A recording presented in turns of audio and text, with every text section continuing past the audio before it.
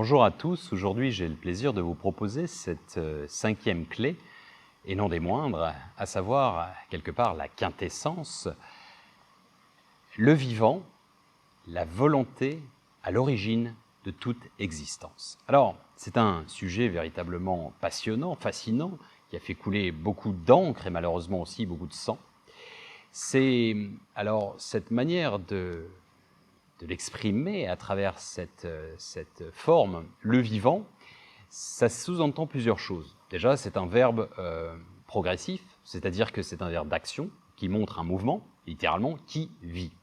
Alors, c'est aussi une manière détournée quelque part d'éviter de le nommer ou d'utiliser le mot entre guillemets tabou de Dieu, pour lequel littéralement, personnellement, j'ai mon interprétation que je définis type un acronyme, à savoir dimension intérieure et extérieure universelle. Alors, pour ceux que ça intéresse sur le sujet, là on va faire court et on va faire une synthèse. Cela étant, j'ai donné plusieurs fois des conférences sur ce sujet, et notamment une en l'occurrence qui est disponible sur YouTube, et en l'occurrence qui dure plus de 5 heures, pour ceux que ça intéresse. Alors, c'est intéressant parce que, quand je dis c'est quelque peu tabou, ce mot de Dieu, parce qu'il semble être de parti pris. Okay, il semble être dogmatique, appartenir à certaines mouvances, institutions, dogmes, etc.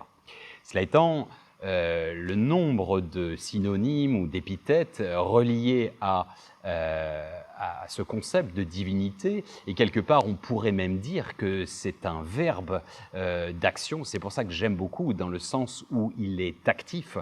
Cela étant, il y en a pléthore, il y en a plein, notamment l'absolu, le grand tout, la source, l'âme du monde, le Tao, Brahma, Yahvé, Allah, etc., etc.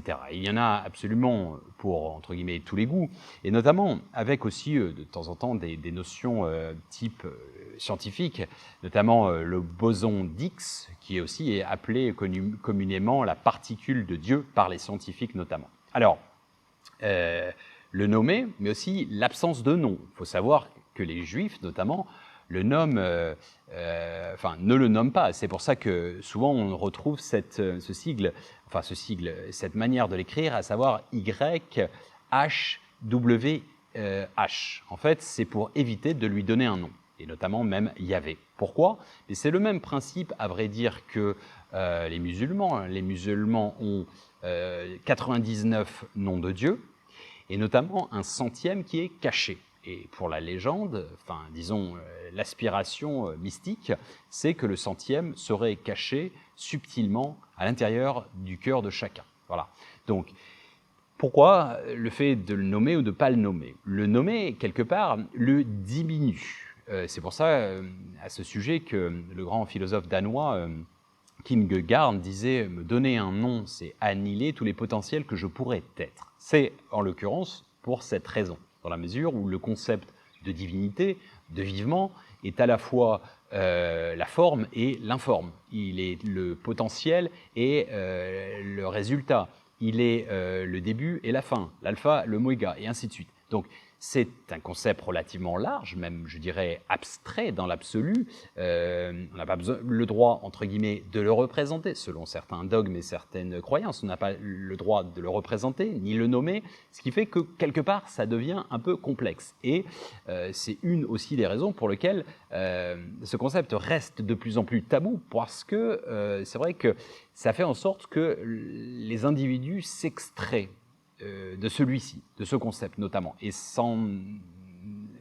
deviennent de plus en plus éloignés de celui-ci. Alors, à vrai dire, et pourtant, le paradoxe, c'est que c'est le grand tout, ce qui veut dire par là qu'il est partout, en tout, à travers tout, et à travers toute personne. Je dois vous avouer quelque chose, je vais vous faire une petite confidence, mais ce concept de vivant m'a beaucoup marqué quand j'étais à l'école, à l'époque dans une école catholique, donc à la catéchèse. J'avais justement ce mot qui résonnait en moi parce qu'il était très évocateur. Depuis que je suis enfant, conscient, on va dire 1 an et demi, 2 ans, j'ai vraiment cette proximité, cette sensation du vivant, c'est-à-dire à travers moi, à travers les autres, à travers la vie en général, dans les arbres, dans les plantes, etc.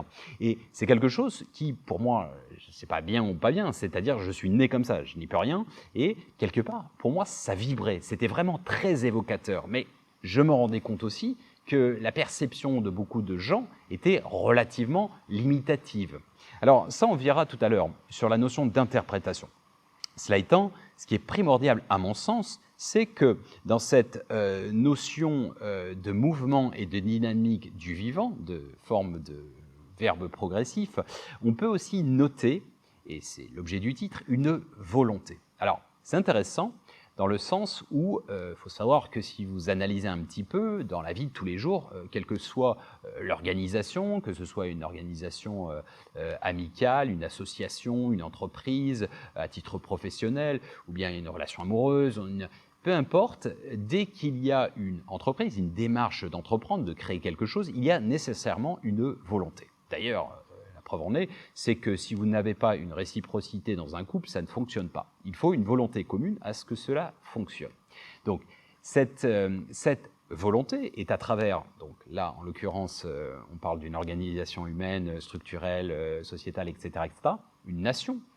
Mais cela étant, là où je veux en venir, c'est que dans cette notion du vivant, on peut le retrouver à travers tout type dans la nature, c'est-à-dire la pousse d'un arbre, l'organisation d'une ruche, des abeilles, également des fourmis, dans l'orchestration du vol des oiseaux migrateurs, par exemple, ou encore ne serait-ce que les courants marins dont on a déjà parlé, à savoir cette organisation qui fait que cela crée les courants de la vie, c'est-à-dire les climats, la saisonnalité, et qui permet notamment l'agriculture, entre autres. On peut aussi le retrouver, cette volonté, quelque part, ne serait-ce qu'avec la désignation et l'équilibrage des forces en présence, à savoir du cosmos. Il faut savoir qu'il y a 4 forces qui sont la force gravitationnelle, électromagnétique, nucléaire faible et nucléaire forte. Et ce bon dosage correspond à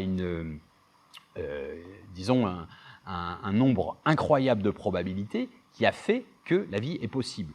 Un peu trop dans un sens ou dans un autre, et on était brûlé ou on était glacé, et ainsi de suite, et la vie n'était pas possible dans l'absolu. Alors, ce qui est intéressant, c'est ne serait-ce que dans l'étymologie donnée à ce terme de cosmos, littéralement en grec, ça signifie l'ordre. Ça sous-entend qu'il y ait un ordre. Alors, en fait, plus on étudie la nature, le cosmos, l'astronomie, le corps humain, la botanique, etc., donc la science, et plus, c'est vrai, il est compliqué, entre guillemets, de ne pas croire en cette volonté, ou plutôt de reconnaître, donc la nier ou bien mettre ça sur le compte de hasard, est quelque part un petit peu délicat, dans le sens où c'est un petit peu comparable, je vais vous faire 3 analogies, c'est un petit peu comme si vous mettiez une bombe dans une imprimerie et vous obtenez une bibliothèque parfaitement rangée avec des ouvrages par département et orchestrée en ordre alphabétique, par exemple. C'est le même principe.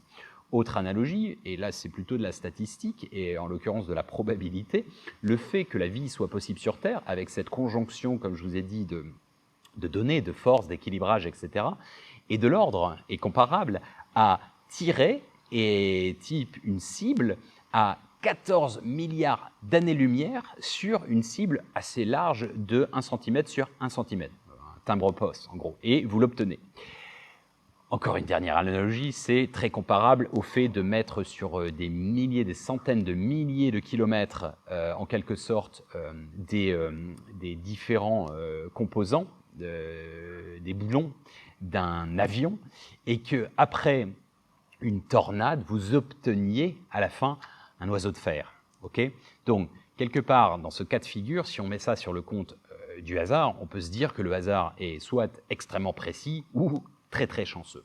Voilà. Mais plus, il est vrai, plus, c'est pour ça qu'il est écrit « cherchez et vous trouverez », c'est vrai que plus on s'intéresse à la science, et c'est vrai que plus c'est difficile, entre guillemets, de ne pas constater ce côté miraculeux de la vie, du vivant, l'expression du vivant.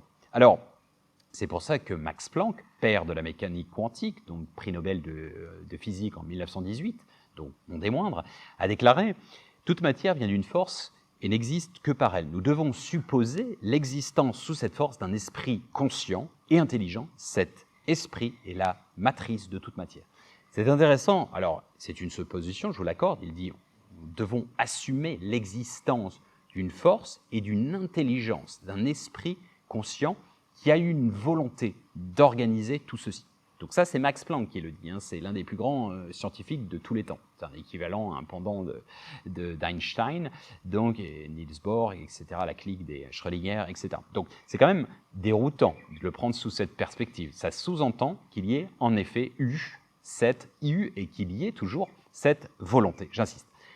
S'il y a vivant, il y a physique, mais aussi métaphysique, c'est-à-dire au-delà de la physique, c'est-à-dire le visible et l'invisible. Bon, ça, c'est une réalité. Si on prend notre monde de tous les jours, la vie telle que nous l'avons, c'est ce que nous voyons, la matière, c'est 4% de la réalité. La matière physique, c'est 4%, la matière noire, c'est 27%, et l'énergie noire, c'est 67%. Okay, donc, concrètement, les saint Thomas qui ne croient que ce qu'ils ne voient, en potentiel, ils ne voient que 4%. Cela étant, on sait désormais que cette énergie noire, cette matière noire, est gorgée, le vide quantique est gorgé d'énergie et d'information qui est informe pour le moment, qui n'est pas encore figée dans un état, mais qui est profondément ancrée d'énergie, de ressources, et surtout, ce n'est pas du vide tel qu'on l'entend, du néant absolu. Absolument pas. Donc ça, c'est intéressant de se l'intégrer. Alors, ce qui est intéressant, c'est cette notion d'omniprésence et omniscience du vivant. Alors, qui sous-entend, encore une fois, je me répète, qu'il ne peut être extérieur. C'est-à-dire que nous avons une partie qui sommeille de divinité, prête à être éveillée ou pas. Ça dépend de la place qu'on lui laisse. Et ça, c'est très important à mon sens. Alors, aussi, d'où aussi cette analogie, encore une fois, de la peinture, c'est-à-dire Dieu étant, je la refais rapidement, mais Dieu étant la peinture, le peintre et les personnages, nous sommes une émanation de ces petits personnages et nous devons nous extraire de la peinture pour nous mettre en relief et nous différencier, pour voir, prendre du recul et pour voir, admirer cette vue d'ensemble que l'on appelle la vie. Et en l'occurrence, exister, comme je vous l'ai expliqué étymologiquement, ça signifie séparer, se fragmenter. Bon, alors, ce qui est intéressant, c'est de ne pas nécessairement cantonner le vivant à un dogme, à un édifice religieux. C'est pour ça que j'ai baptisé ce concept de holy style de vie, parce que je considère que même dans ma vie de tous les jours, que ce soit dans des activités peut-être plus terre-à-terre, la mode ou autre, les cours, je suis empreint de sacré, je suis empreint de cette conscience du vivant. C'est ça qui est pour moi intéressant. Et notamment, je pense, et ça on verra plus tard, mais je pense que nous sommes ici présents pour, le reconnaître en tant que tel, surtout le laisser se laisser traverser, donc, et au-delà, en fait, l'exprimer. C'est, à mon sens, un petit peu le triptyque. Alors, ce qui est intéressant, c'est la phrase de Cham de Travide, un grand soufi, qui disait « Tu peux étudier Dieu à travers tout et toute chose. Dieu n'est pas cantonné à des églises, des synagogues ou des mosquées. Et si tu veux toujours savoir où il se loge, cherche dans le cœur sincère d'un véritable croyant. » Et ça, c'est extrêmement beau. Ça sous-entend que, oui, il n'est pas cantonné, mais ça semble, pour bon nombre, du bon sens et de l'évidence. Mais dans le cri joyeux des enfants qui s'amusent, dans les balbutiements d'un bébé, dans le gazouillis des oiseaux, etc. En fait, c'est ça l'expression du vivant. Et cette vision, à mon sens, limitative d'un vieux acariâtre barbu dans les nuages duquel nous sommes séparés, pour moi, c'est un démiurge, c'est une illusion, c'est une création, co-création humaine limitative et limitée. C'est-à-dire qu'en fait, ce qui est intéressant, c'est de voir l'appréciation que nous avons par rapport au vivant. Et pourquoi ? Parce que c'est une sorte de réverbération, d'effet miroir entre ce que nous sommes profondément. Depuis que je suis gamin, j'ai toujours dit, je me souviens, et ça m'avait voulu quelques remise à point, on va dire, j'ai toujours dit, mais moi, je n'ai pas peur du divin, je n'ai pas, entre guillemets, peur de l'anathème, du jugement dernier, etc. J'essaie de bien me comporter, je fais des bêtises de temps en temps, mais je demande pardon et j'essaie de mieux me comporter, et je suis en paix. Moi, je l'aime, Dieu, enfin, tel que je disais dans mes mots de gamin. C'était véritablement quelque chose qui, pour moi, était un non-sens de la part des grands, des adultes et des scientifiques, enfin des scientifiques, des sachants quelque part du dogme et autres, en me disant mais c'est limitatif quelque part. Et on peut quelque part se dire en effet que c'est en fait, quand je vous dis cette notion d'effet miroir, j'aime encore une fois, je vais citer toujours ce grand soufi Cham de Tabriz, qui est en gros qui a mis en lumière dans l'obscurité, mais qui a mis en lumière le grand Rumi, et disait la chose suivante: la manière dont tu vois Dieu est le reflet direct de celle dont tu te vois. Si Dieu fait surtout venir de la peur et des reproches à l'esprit, cela signifie qu'il y a de la peur et de la culpabilité en nous. Si nous voyons Dieu plein d'amour et de compassion, c'est ainsi que nous sommes. Et je crois que c'est très, très évocateur. C'est vraiment le sentiment que j'ai. Je vibre véritablement par rapport à cette citation, à cette pensée, parce que j'ai toujours eu ce même ressenti. D'où cette notion de « non, je n'ai pas peur ». Et ça ne veut pas dire que je me mets pas en question, j'essaie de faire au mieux, bien entendu, mais je ne suis pas dans un rapport de force infantilisant, à savoir, je fais quelque chose de bien sous prétexte qu'il y a soit une récompense, soit une punition si je fais mal. Et pour moi, c'est, encore une fois, très limitatif. C'est un peu considérer que l'humain est à un stade infantilisé, et notamment de gamin. Mais quelque part, on peut se rendre compte aussi que notre civilisation, si tant est que le mot soit encore valable, est quelque part un petit peu gosse gâté parfois. Alors, c'est intéressant de le formuler différemment, un petit peu sous forme de jeu. J'aime à dire, pour certains, Dieu a créé l'homme à son image, pour d'autres, ils ont créé Dieu à leur image, à l'image de leur imagination. Qui a raison? Dieu seul le sait. Alors, évidemment, c'est pas, entre guillemets, qu'il faille croire nécessairement en Dieu, comme je vous ai dit, mais Dieu seul le sait, c'est dans ce sens où, peu importe, à la limite, c'est encore une fois, je pense que c'est vraiment très personnel et que peut-être c'est une co-réalisation, co-création.